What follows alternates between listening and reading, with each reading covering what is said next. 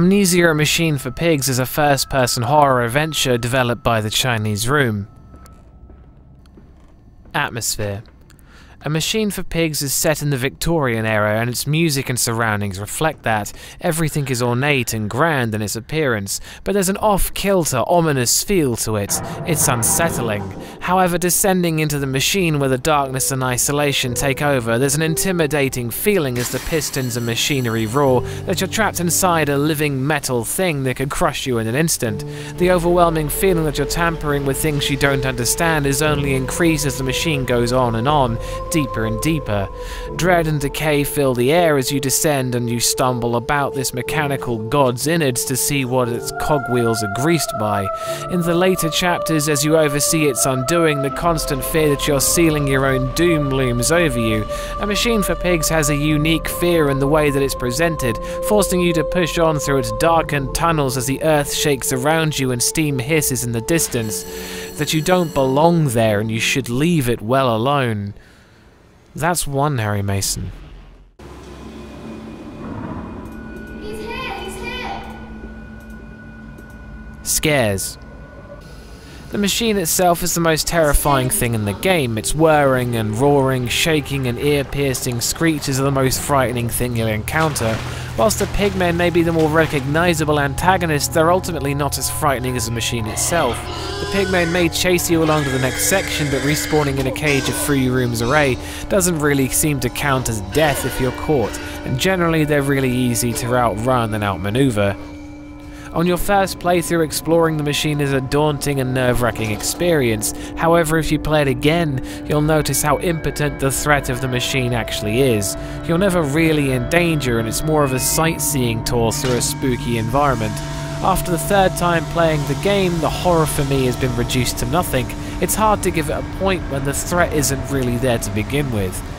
That's still one Harry Mason.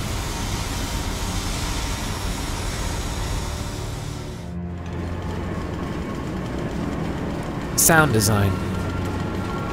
A Machine for Pigs' grand, emotional music churns and chimes as the haunted voices of player character Mandus's children egg you on to follow them through the machine.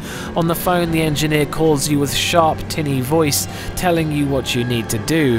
The machine growls and hums, produces the same low-pitched rumble you experience in horror films. The sound effects are all soaked in reverb, and when something goes bang, it really goes bang.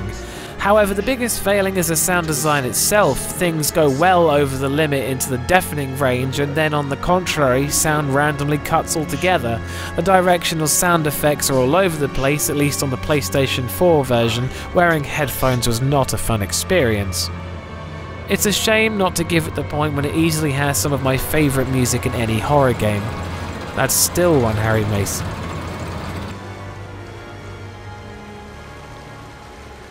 Gore. Despite an actual river of blood being displayed, the game is rather tame, especially when compared to the Dark Descent. The game talks big about mutations and the altering effects of Compound X in its diary entries, but besides seeing the pigmen up close, it's a bit underwhelming. A few more gory scenes to drive home the point the game is making would have really helped, in my opinion. That's still one Harry Mason.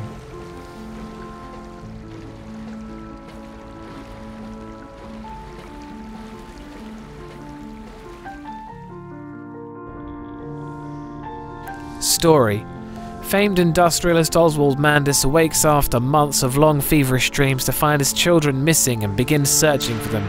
He receives a phone call from the engineer asking him to save his children, as the floodwaters are rising and the only way to save them is to restart the machine under his house. The story is simply incredible. Whilst incoherent on my first playthrough, its cryptic messages all lined up and made for a tough, emotional, impactful story about a man who went to the limits to make the world right for his children at their own expense, and society's. Once the story clicked with me, the rest of the game did too. The diary entries and voice recordings are all mysterious, and only when you gather them do you really start to understand what took place and give meaning to what you're doing, making the final score 2 out of 5 Harry Masons.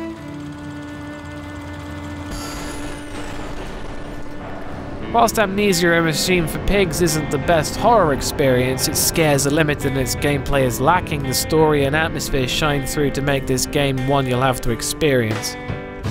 Again, I'd like to remind you this whole thing is down to my opinion in horror games, and if you don't share this opinion, then that's cool. I get it. I'd like to point out that whilst I was daunted, but continued anyway, I did not scream like a banshee or run away from the computer, and I advise you don't either. There'll be more horror reviews in the pipeline, and thanks for watching. And always go check out Bumps in the middle of the night. Peace.